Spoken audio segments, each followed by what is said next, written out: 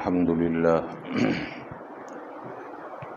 للہ وکفی وسلام علی عباده الذین اصطفی اما بعد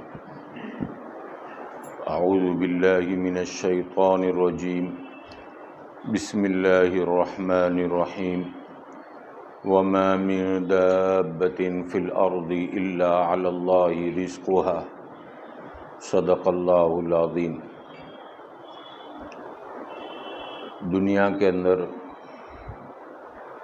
اگر کوئی مالدار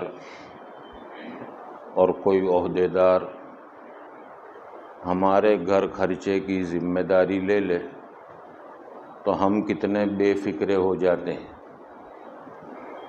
تو حق تبارک و تعالی جو تمام حاکموں کے حاکم اور تمام بادشاہوں کے بادشاہ وہ ذمہ داری لے رہے ہیں کہ زمین پر کوئی جاندار ایسا نہیں جس کی روزی کا ذمہ ہم نے نہ لے لیا ہو۔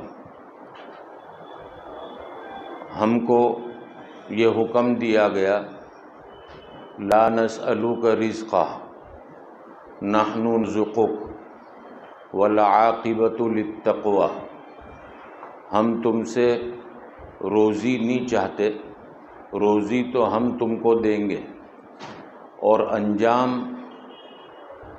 متقی لوگوں کے لیے، بہتر انجام تقوی والوں کے لیے۔ تقوی کس کو کہتے ہیں وہ پچھلے موقع پر میں عرض کر چکا۔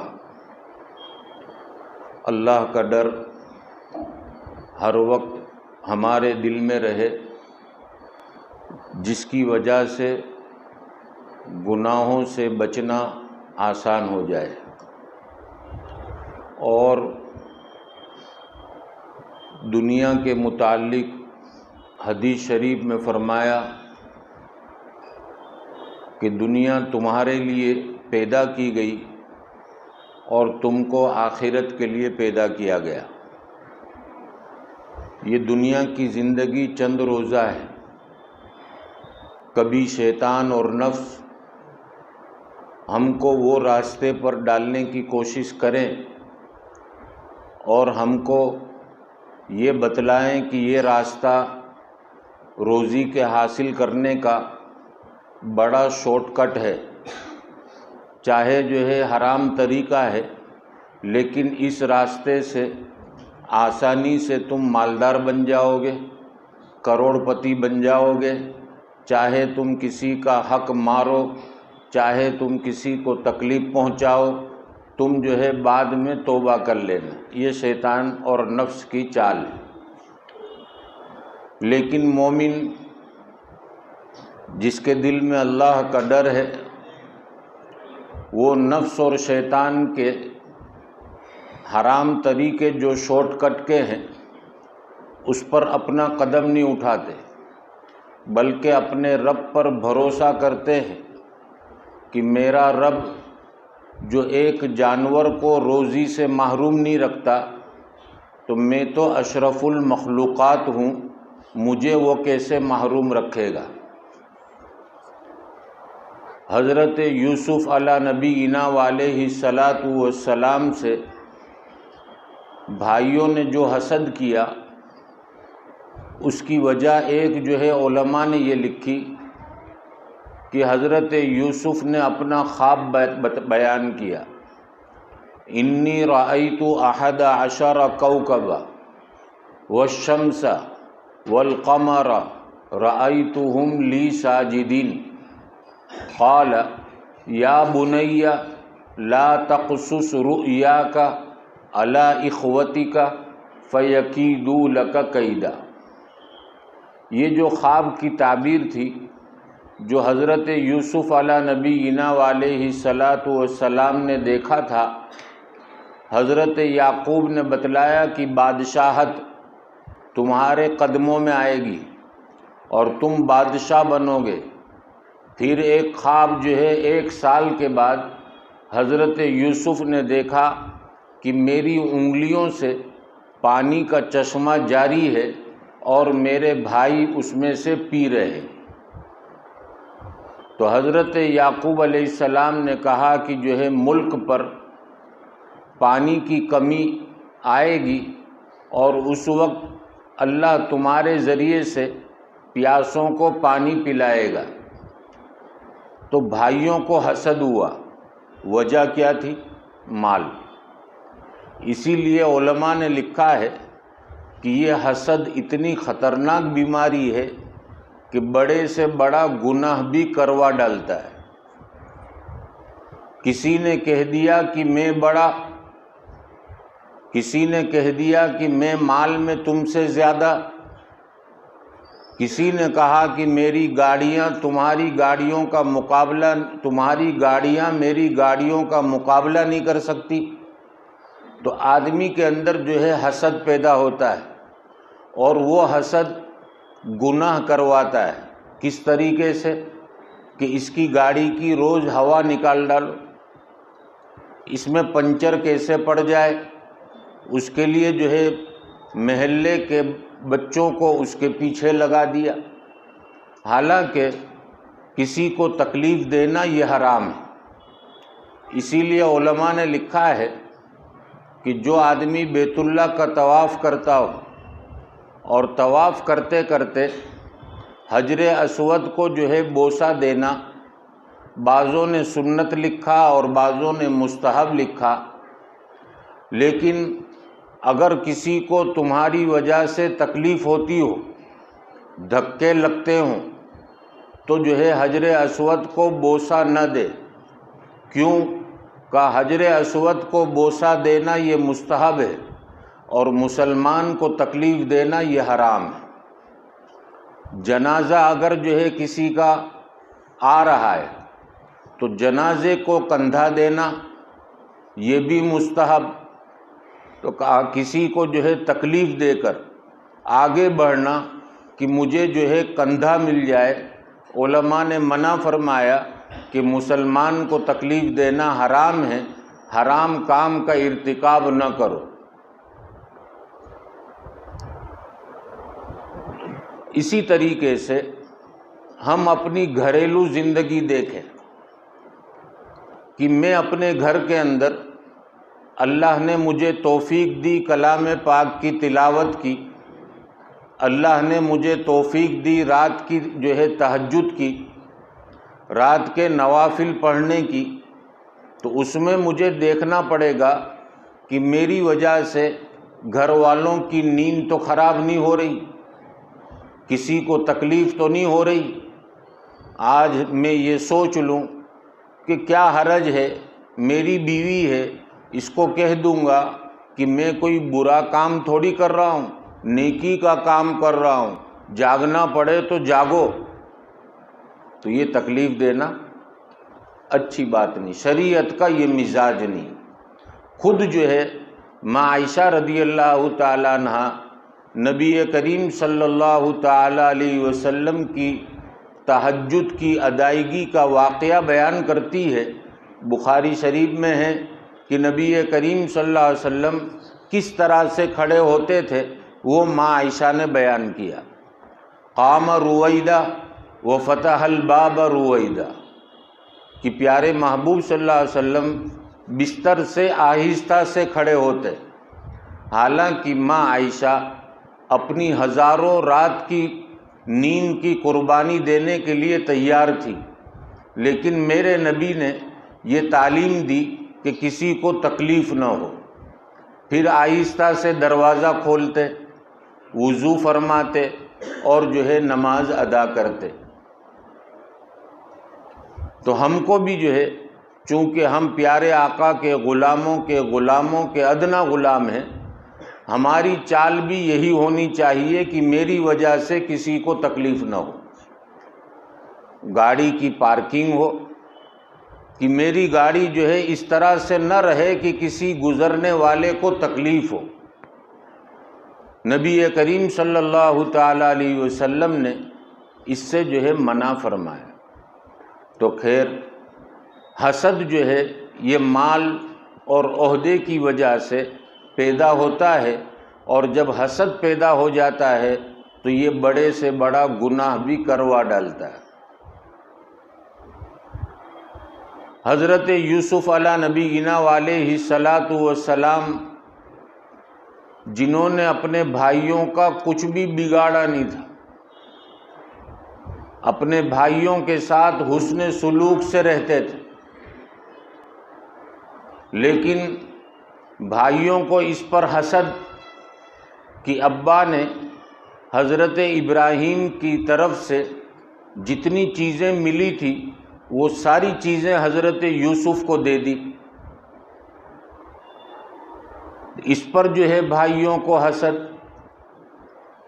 اور یہ جو خواب دیکھا اس وقت حضرت یوسف کی عمر 12 سال کی تھی، اور جس دن خواب دیکھا وہ جمعہ کا دن تھا، اور جس رات میں یہ خواب دیکھا وہ لیلۃ القدر کی رات تھی۔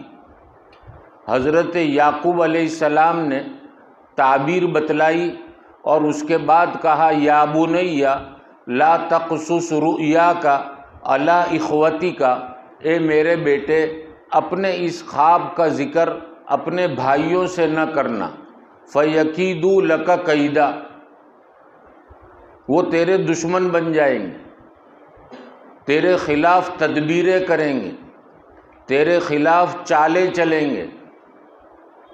تو حضرت یعقوب نے منع کیا، اور حضرت یوسف نے بھی اس کا ذکر کسی سے نہیں کیا، لیکن بھائیوں کی بیویاں وہاں موجود تھی، ان میں سے کسی کے کان میں یہ تعبیر والی بات پڑ گئی۔ عورتوں کا ہم سب جانتے ہیں کہ ایک کو پتہ چل جائے تو پورے محلے کو پتہ چل جانا آسان ہو جاتا۔ کیوں؟ عورتوں کو جو ہے اللہ نے کمزور عقل والی بنایا، اس کی عقل جو ہے کمزور، یہ جو ہے کوئی بات پیٹ میں رکھ نہیں سکتی، برداشت نہیں کر سکتی جب تک کسی کو شیئر نہ کر دے۔ اسی لیے جو ہے ہم دیکھتے ہیں کہ ہم جو ہے اگر اپنی بیوی سے یا کسی سے یہ کہیں کہ یہ بات جو ہے باہر نہیں جانی چاہیے، اور وہ وعدہ بھی کر لیتی کہ یہ بات باہر نہیں جائے گی، لیکن جو اس کی سہیلی ہوگی اس کو کہے گی کہ دیکھ مجھے تو منع کیا گیا تھا، لیکن تو میری خاص ہے اس لیے تجھ سے بتاتی ہوں، لیکن تجھے تاکید کرتی ہوں کہ یہ بات کسی اور کو مت بتانا۔ وہ تیسری کو کہتی ہے کسی کو مت بتانا، میں تجھے بتلاتی ہوں۔ اس طرح سے جو ہے پورے کے اندر جو ہے بات پھیل گئی۔ تو یہ بیوی جو ہے، عورت جو ہے، یہ راز کے قابل نہیں، کیونکہ برداشت نہیں کر سکتی۔ اس لیے شریعت نے گواہی کے اندر بھی 2 عورتیں رکھی، ایک مرد کے مقابلے میں 2 عورتیں رکھی۔ کیوں؟ کہ یہ اکیلی جو ہے ٹینشن برداشت نہیں کر سکے گی کہ کورٹ میں یہ پوچھا جائے گا تو میں کیا کروں گی، یہ پوچھا جائے گا تو میں کیا کروں گی۔ تو کہا 2 ساتھ میں رہو، ایک دوسرے کو پوچھ کر جو ہے تم کو ہمت رہے گی۔ اس لیے شریعت نے کہا کہ ایک مرد کے مقابلے میں 2 عورتوں کی گواہی۔ اب حسد جو جائز ہے، لا حسد الا فی اثنین، کہ 2 چیزوں میں جو ہے حسد نہیں ہوتا۔ اگر کوئی آدمی تمنا کرے تو اس میں جو ہے حسد نہیں، اس کو جو ہے غبطہ سے تعبیر کیا گیا۔ ایک تو غبطہ ہے اور ایک حسد۔ غبطہ جو ہے کہتے ہیں کہ سامنے والے کے پاس کوئی چیز دیکھی تو اس پر جلن نہ ہو، بلکہ دعا کرے کہ اللہ تو نے اس کو جو گاڑی دی اس گاڑی میں برکت دے اور مجھے بھی ایسی گاڑی عطا فرما۔ اس کو کہتے ہیں غبطہ۔ اور حسد میں کیا ہوتا ہے کہ اس کے پاس یہ گاڑی آئی کہاں سے، اس کی انکم اتنی زیادہ کہاں سے بڑھ گئی۔ تو قرآن میں اللہ کہتے ہیں کہ روزی کا تقسیم کرنے والا میں ہوں، تو بیچ میں ٹانگ اڑانے والا کون؟ نحن قسمنا بینہم معیشتہم، ہم چاہیں کسی کو محل میں رکھیں، ہم چاہیں کسی کو اپارٹمنٹ میں رکھیں، ہم چاہیں کسی کو جھوپڑ پٹی میں رکھیں، ہم جہاں چاہیں وہاں رکھیں، تم بیچ میں بولنے والے کون؟ ہم چاہیں تو کسی کی دکان آج خوب چلائیں، اور ہم چاہیں تو جو ہے کسی کی دکان میں 1 روپے کا بھی کام نہ ہونے دے، تو جس کے یہاں گھراکی اس کے یہاں دیکھ کر حسد نہیں ہونا چاہیے کہ لگتا ہے چوری کا مال رکھا ہوگا، سستا بیچتا ہوگا، یہ کرتا ہوگا، وہ کرتا ہوگا، یہ حسد ہوا۔ تو خیر، حسد جو ہے یہ اچھی چیز نہیں۔ اب یہ حسد کی بیماری دور کیسے ہو؟ تو اللہ والوں کی مجلس میں بیٹھیں گے تو یہ حسد کی بیماری ہمارے اندر سے جو ہے آہستہ آہستہ ختم ہوگی، اور پھر انشاءاللہ کسی پر جلن نہیں ہوگی۔ اور دنیا کے اندر ایک بندہ اگر اللہ کی نافرمانی سے رکتا ہے، اللہ اس کو ضرور بدلہ دیتے ہیں۔ حضرت عمر رضی اللہ تعالیٰ عنہ کا زمانہ ہے، ایک جو ہے نوجوان حسین خوبصورت نماز کا پابند، اللہ کا ڈر دل میں اترا ہوا تابعی ہے، مسجد کے اندر اذان کے ساتھ جانا اور سب سے اخیر میں آنا یہ اس لڑکے کا معمول تھا۔ مدینے کی ایک خوبصورت لڑکی، اس کی نظر اس نوجوان پر پڑی، اس نے دل میں ٹھان لیا کہ اس نوجوان کو حاصل کروں گی اور اپنی تمنا اس کے ذریعے سے پوری کروں گی۔ تو ایک طرف اللہ کے ڈر والا ہے اور ایک طرف جو ہے اللہ کے ڈر کے بغیر کی۔ یہ اللہ کا ڈر رکھنے والا نوجوان ایک دن رات کو عشاء کی نماز پڑھ کر مسجد نبوی سے نکلا، اور اس لڑکی کے گھر کے پاس سے جیسے اس کا گزر ہوا، لڑکی نے دروازہ کھولا اور اس نوجوان کا ہاتھ پکڑ کر اپنے گھر کے اندر کھینچ لیا اور دروازہ بند کر دیا، اور کہنے لگی کہ دیکھو میرے حسن اور جمال کو تم نے دیکھا، مدینے کے نوجوان مجھ سے رشتہ طے کرنے کے لیے اپنی جان کی بازیاں لگا رہے ہیں، اور میں تمہارے پاس بغیر کسی محنت اور مجاہدے کے آ گئی ہوں۔ تم بھی نوجوان ہو، میں بھی نوجوان ہوں، تم بھی اپنی پیاس بجھاؤ، میں بھی اپنی پیاس بجھاؤں۔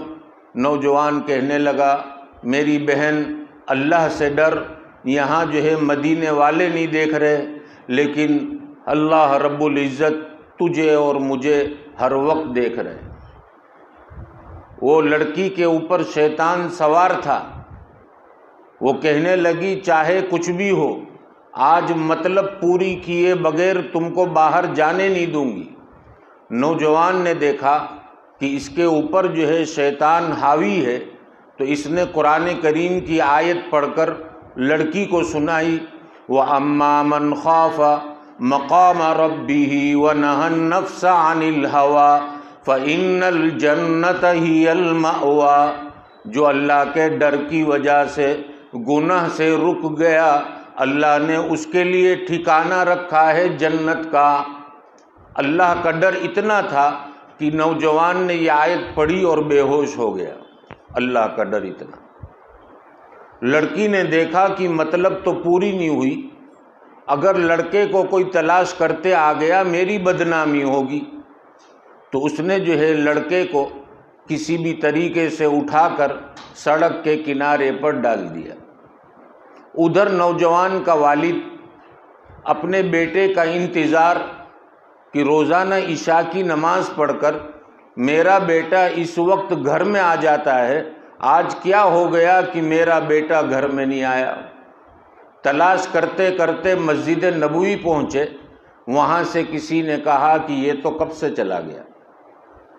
واپس اپنے گھر کی طرف ہو رہے ہیں، راستے میں دیکھا کہ کوئی پڑا ہوا ہے، قریب جا کر دیکھا تو اپنا نوجوان بیٹا تھا، بے ہوش پڑا ہوا تھا۔ باپ نے جو ہے اس کو اپنے کندھے پر اٹھایا اور اپنے گھر لایا، اور گھر لانے کے بعد ان کو ہوش میں لانے کے لیے کچھ تدبیریں کی۔ اللہ نے جو ہے اس کو ہوش میں لا دیا۔ ابا نے پوچھا بیٹا کیا ہوا تھا؟ کوئی ٹھوکر لگ گئی راستے میں؟ کسی نے جو ہے دھکا مار دیا؟ کیسے بے ہوش ہو گئے؟ نوجوان لڑکے نے اپنے ابا کو ساری کارگزاری سنائی کہ میرے ساتھ ایسا واقعہ پیش آیا۔ ابا نے کہا بیٹا کون سی آیت قرآن کی پڑھی تھی کہ تو بے ہوش ہو گیا تھا؟ بیٹے نے پھر سے قرآن کی آیت پڑھ کر سنائی۔ ان کے والد کہتے ہیں کہ میرے لڑکے نے مجھے جب یہ آیت سنائی پھر سے بے ہوش ہو گیا، اور اسی بے ہوشی میں میرے بیٹے کا انتقال ہو گیا۔ میں نے اپنے نوجوان بیٹے کی تجہیز و تکفین کا انتظام کیا، نماز جنازہ ادا کی، اور اس کو دفن کر کر جب گھر واپس لوٹا، حضرت عمر رضی اللہ تعالیٰ عنہ کو اس واقعے کی خبر ہوئی۔ حضرت عمر صحابہ کرام کے ساتھ اس نوجوان کے گھر آئے اور ان کے والد سے کہا کہ ہم نے تمہارے بیٹے کی یہ کارگزاری سنی۔ کہا ہاں بالکل صحیح ہے، یہ آیت پڑھ کر یہ بے ہوش ہو گیا اور اسی میں انتقال ہو گیا۔ حضرت عمر نے کہا میرا جی چاہتا ہے کہ مجھے اس کی قبر پر لے جاؤ۔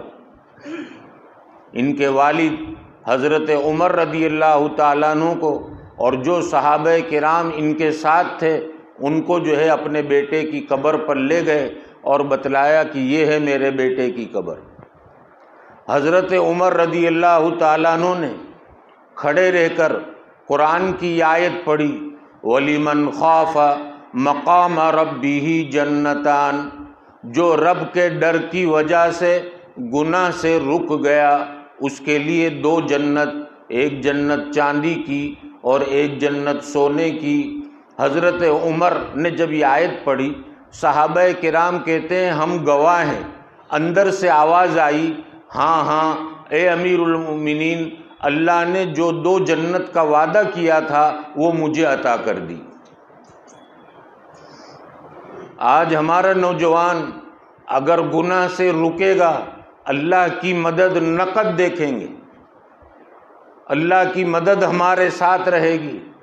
دشمن ہم کو تکلیف پہنچانے کے در پہ ہوں، لوگ ہمارے مال کو ضائع کرنے کے لیے پیچھے پڑے ہوں، لیکن جب اللہ کی مدد شامل حال ہوگی کوئی ہمارا بال بھی باقا نہیں کر سکے گا۔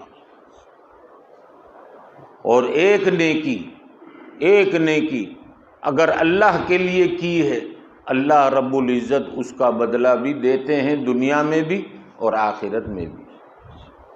چند سالوں پہلے جب یہ ہوائی جہاز کا سفر شروع نہیں ہوا تھا، اس وقت کا واقعہ ہے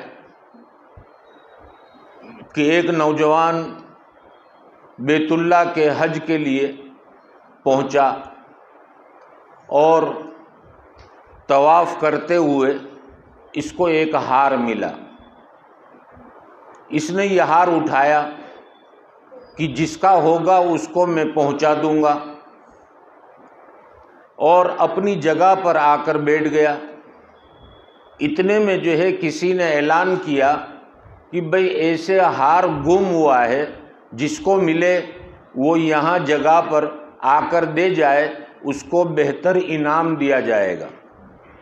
وہ نوجوان کہتا ہے میرے پاس جو ہے خرچے کے پیسے ختم ہو چکے تھے، اور میں اس فکر میں تھا کہ میرا آنے جانے کا جو ہے خرچہ تو ہے میرے پاس، میں کسی طریقے سے یہاں سے اپنے وطن چلا جاؤں، لیکن راستے کے کھانے کے خرچہ میرے پاس نہیں تھا۔ اور جو بڑی عمر کے ہیں انہوں نے بھی جو ہے یہ کشتی کا سفر دیکھا کہ 7 دن میں حاجی یہاں سے جو ہے جدہ پہنچا کرتے تھے، تو وہ 7 دن کا خرچہ میرے پاس تھا نہیں، اور میں انتظار میں تھا کہ جہاز کا جو ہے اعلان ہو تو میں جو ہے جہاز پر سوار ہو جاؤں۔ جب یہ اعلان سنا تو میں نے سوچا کہ چلو بہتر انعام ملے گا، میرا راستے کا خرچہ نکل جائے گا۔ لیکن اندر سے ایمان نے یہ آواز دی کہ کیا تو اپنی نیکی کا بدلہ دنیا ہی میں لینا چاہتا ہے؟ اگر تو اس نیکی کا بدلہ آخرت میں لے تو دنیا سے بہتر آخرت جو ہمیشہ کی زندگی۔ تو وہ نوجوان نے اپنے دل میں طے کر لیا کہ جس کا ہار ہے وہ پہنچا دوں گا اور اس پر جو ہے کوئی انعام نہیں لوں گا۔ اس کے لیے تدبیر اس نے یہ کی کہ جو جگہ بتلائی گئی اس جگہ پر جا کر میں جو ہے چپکے سے وہ ہار رکھ دوں اور کسی کو پتہ نہ چلے کہ رکھنے والا کون۔ تو میرے نفس کے اندر جو لالچ پیدا ہوئی ہے وہ ختم ہو جائے۔ اس جگہ پر میں پہنچا، دیکھا کہ ایک بوڑھے آدمی بیٹھے ہوئے ہیں۔ میں نے جو ہے نماز کی نیت باندھی اور سلام پھیر کر میں اپنے جو ہے پیروں کے پاس آہستہ سے وہ ہار رکھ کر نکل گیا۔ انہوں نے جب سلام پھیرا ان کی نظر ہار پر پڑی، بہت خوش ہوئے اور پھر اعلان کروایا کہ بھئی جس نے بھی یہ ہار لا کر دیا ہے وہ جو ہے اپنا انعام لے جائے۔ یہ نوجوان کہتا ہے میرے کانوں میں آواز پڑ رہی تھی لیکن میں نے نفس کی لالچ کو ختم کر دیا اور کہا کہ میں اس طرف جاؤں گا ہی نہیں۔ کچھ دن کے بعد جہاز کا اعلان ہوا، یہ جدہ پہنچا اور جو ہے جہاز میں سوار ہو گیا۔ راستے میں طوفان آیا اور طوفان اتنا خطرناک تھا کہ پوری جو ہے کشتی کو توڑ کے رکھ دیا۔ یہ نوجوان کہتا ہے کہ میرے ہاتھ میں ایک تختہ آ گیا، میں اس تختے پر بیٹھ گیا اور بچتے بچاتے کسی طریقے سے اللہ نے مجھے کنارے پر پہنچایا۔ کنارے سے میں نے دیکھا ایک مسجد نظر آئی، میں نے اللہ کا شکر ادا کیا، مسجد میں پہنچا، غسل کیا، کپڑے بدلے اور مغرب کی نماز کی تیاری تھی۔ لوگ جو ہے میری طرف دیکھ رہے تھے اور سوچ رہے تھے کہ ان کے پاس مغرب کی نماز پڑھوائیں، یہ کوئی اللہ والا لڑکا ہے۔ مجھے جو ہے نماز پڑھانے کے لیے کہا گیا، میں نے مغرب کی نماز پڑھائی، میرا پڑھنا ان کو پسند آیا تو انہوں نے جو ہے کہا کہ تم جو ہے ہمارے یہاں امامت کر لو۔ میں نے سوچا کہ ہاں اتنے مہینے یہاں جو ہے امامت کر لیتا ہوں، کچھ پیسے مل جائیں گے تو اس سے اپنے جو ہے وطن کی طرف جانا میرے لیے آسان ہو جائے گا۔ میں نے وہاں رکنے کی نیت کر لی اور امامت شروع کر دی۔ ان لوگوں کا میرے ساتھ اتنا دل مل گیا کہ ان میں سے ایک نے کہا کہ نوجوان ہے، اس کے پاس پیسے جمع ہوں گے چلا جائے گا اور پھر ایسا امام ہم کو ملے گا نہیں، لہٰذا ہم ایک کام کریں، اس کا نکاح جو ہے ہم اپنے گاؤں میں کرا دیں، نکاح ہو جائے گا تو پھر یہ یہیں رہے گا، کہیں جائے گا نہیں۔ مسجد والوں نے اس نوجوان سے پوچھا کہ بھئی تمہاری شادی ہو چکی؟ کہا نہیں۔ کرنا چاہتے ہو؟ کہا ہاں۔ ہمارے یہاں ایک لڑکی ہے جن کے والد محترم کا ابھی انتقال ہوا، جو یہاں امامت کیا کرتے تھے، ہم نے انہی کی جگہ آپ کو امام رکھا ہے۔ ان کی بیٹی ہے، بڑی جو ہے متقی اور پرہیزگار ہے، آپ ان سے نکاح کرو گے؟ کہا ہاں۔ نکاح ہو گیا۔ نکاح کے بعد جب یہ اپنی دلہن کے پاس جا رہے تھے، دروازہ بند کیا اور دلہن کے گلے پر جو نظر پڑی تو یہ وہیں رک گئے۔ دلہن یہ سمجھی کہ کیا میرے شوہر کو میں پسند نہیں آئی، وہ اٹھ کر اپنے شوہر کی طرف آئی اور کہنے لگی کیا میں آپ کو پسند نہیں آئی؟ آپ اتنی دور کیوں کھڑے ہو گئے؟ نوجوان کی آنکھوں سے زار و قطار آنسو جاری تھے۔ لڑکی سمجھی کہ میری وجہ سے تکلیف ہو رہی ہے۔ لڑکی کہنے لگی گھبراؤ مت، اگر میں پسند نہیں آئی آپ نہ کہہ دو، مجھے کوئی برا نہیں لگے گا، یہ تو تقدیر کا جوڑا ہے، جو میری تقدیر میں ہوگا وہی ہوگا۔ نوجوان کہنے لگا نہیں، تمہارے جیسی بیوی کس کو ملے گی، اتنی حسین، اتنی جمیل اور ساتھ میں تقوی اور پرہیزگاری۔ مجھے جو رونا آیا وہ آپ کے گلے میں جو ہار ہے نا، یہ مجھے طواف کرتے کرتے ملا تھا اور میں نے اس کو پہنچایا تھا۔ میں یہ دیکھ کر رو رہا ہوں کہ یہ وہی ہار اس کے گلے میں نے اللہ کے لیے نفس کی لالچ کو چھوڑا اور انعام نہیں لیا، اس کے بدلے میں اللہ نے ہار بھی دے دیا اور ہار والی بھی دے دی۔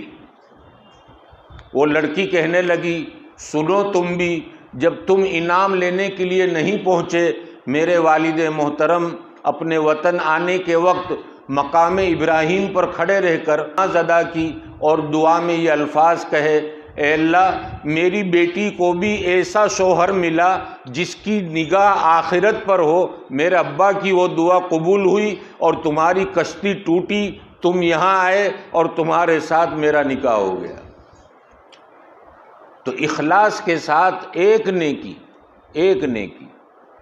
اس کو بھی اللہ ضائع نہیں کرتے، بس ضرورت ہے دل کی درستگی، دل صحیح ہو جائے، کسی قسم کی لالچ، طمع، حرص اس میں نہ رہے۔ جو بھی کام کرنا ہے اللہ کے لیے، میرا اللہ راضی ہو جائے۔ بیوی کی خدمت کرنی ہے اس لیے نہیں کہ یہ اپنے میکے میں جا کر میری تعریف کرے گی کہ میرا شوہر دیکھو آج کام والی نہیں آئی تو برتن بھی بیچارے نے دھو دیے، نہیں، تعریف کے لیے نہیں، میرا اللہ راضی ہو جائے۔ بچوں کا کوئی کام کر دیا، چھوٹا بچہ ہے، رحم کھانے کا حکم دیا گیا کہ بچوں پر رحم کھاؤ۔ اب وہ چھوٹا بچہ، ہم رات کو گھر پہنچے تو کہتا ہے ابا میرے پیروں میں بہت درد ہے، آپ دبا دو۔ اب اس وقت غصہ تو آتا، اتنا چھوٹا نے مجھے کہتا ہے، تیری ماں کو کہنا، مجھے کیوں کہتا ہے؟ نہیں، اے اللہ تو راضی ہو جائے اور تو نے بچوں پر رحم کھانے کا حکم دیا، اے اللہ اس لیے میں اس کے پیر دباتا ہوں۔ یہ نہیں کہ صبح سحری میں بیوی اٹھے تو علل اعلان یہ اعلان کرے کہ رات کو میں نے اس کے اتنی دیر پاؤں دبائے، نہیں، خاموش۔ اللہ کو دکھانا تھا، کسی اور کو دکھانا مقصود نہیں تھا، میرا اللہ راضی ہو جائے۔ بوڑھے باپ کے سر میں رات کو پہنچ کر ابا کی آنکھ لگ چکی ہے، لیکن آہستہ آہستہ اس طرح سے سر کے اندر تیل کی مالش کر دی کہ میرا اللہ راضی ہو جائے، باپ کی خدمت کر رہا ہوں، ان کی خدمت میرے ذمے۔ آج کل تو چونکہ اخلاص رہا نہیں تو اتنی زور سے مالش کرتے ہیں کہ ابا کی آنکھ کھلے اور ابا کہے وہ ایسا فرما بردار، بیٹا ابھی دباتا ہے تو یہ چیزیں نہ ہو۔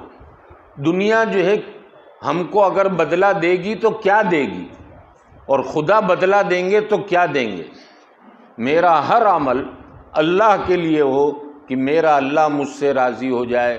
انشاءاللہ آئندہ کل بھی حضرت یوسف کا واقعہ پڑھا جائے گا، اس سلسلے میں بھی کچھ باتیں عرض کی جائے گی۔ حق تبارک و تعالی مجھے ہم سب کو اس پر عمل کی توفیق عطا فرمائے۔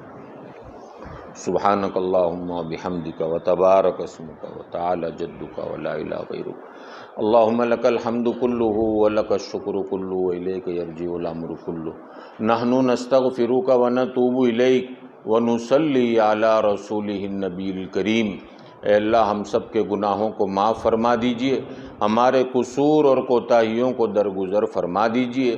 مولا کریم ماہ مبارک کا لمحے گزرتے جا رہے ہیں، مولا کریم آہستہ آہستہ یہ ماہ مبارک ہم سے جدا ہو جائے گا، مولا کریم ان کے اس ماہ مبارک کے لمحات کو وصول کرنے والا بنا دیجئے، نیکیوں کا شوق اور رغبت عطا فرما دیجئے، گناہوں سے بچنے کا اہتمام نصیب فرما دیجئے، مولا کریم ہمارے دل کے تعلق کو اب آپ کے ساتھ مضبوط کر لیجئے، مولا کریم جن طریقوں سے آپ کے ساتھ تعلق مضبوط ہوتا ہے، سجدوں کی کثرت اور کلام پاک کی تلاوت اور دیگر اعمال جن کی وجہ سے آپ کا قرب ملتا ہے، مولا کریم وہ اعمال کے کرنے کی توفیق عطا فرما دیجئے۔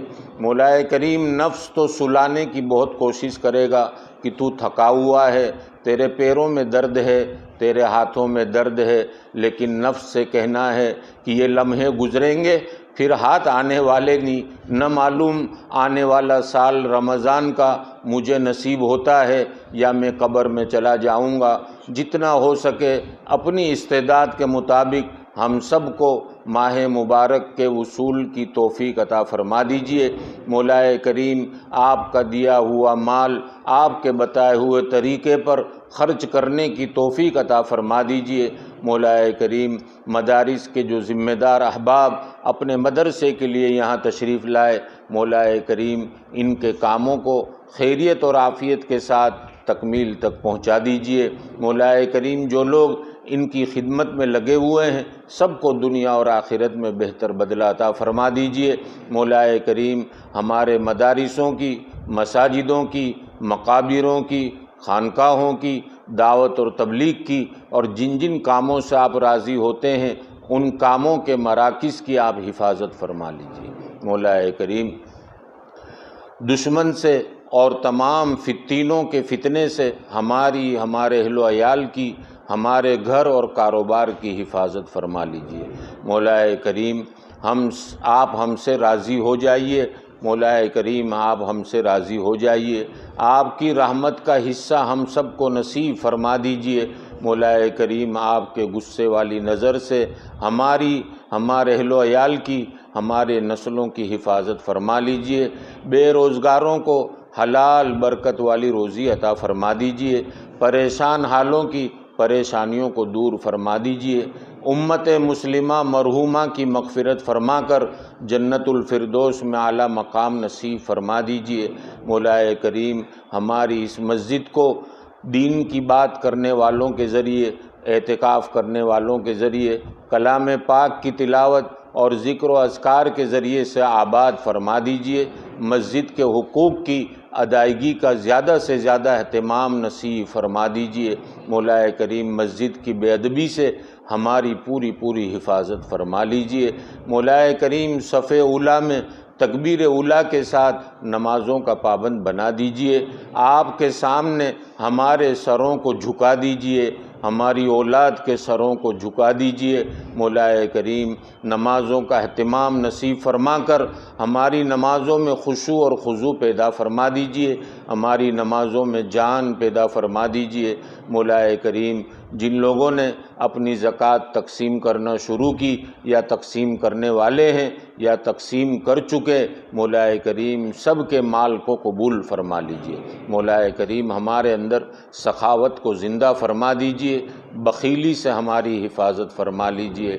مولا کریم ہمارے ملک میں امن و امان کی، ہدایت کی ہواؤں کو چلا دیجئے۔ ہمارے برادران وطن جن کے دلوں میں ہماری نفرتیں ہیں ان نفرتوں کو محبتوں سے تبدیل فرما دیجئے۔ مولا کریم ہم سب کو حرمین شریفین کی بار بار مقبول حاضری نصیب فرما دیجئے۔ مولا کریم جن محسنوں نے ہم پر احسان کیے، جس لائن سے ہمارے اہل و عیال کی خدمتیں اور مددیں کی، سب کو دنیا اور آخرت میں بہتر بدلہ عطا فرما دیجئے۔ جتنے شریر اور فتین قسم کے لوگ جو ہمارے پیچھے پڑے ہوئے ہیں ہم سب کو آپ کے حوالے کرتے ہیں، آپ بہترین بدلہ لینے والے ہیں۔ اللہم صلی علی محمد النبی الامی وعلی آلہ وسلم تسلیما۔ سبحان ربک رب العزت عما یصفون وسلام علی المرسلین والحمد للہ۔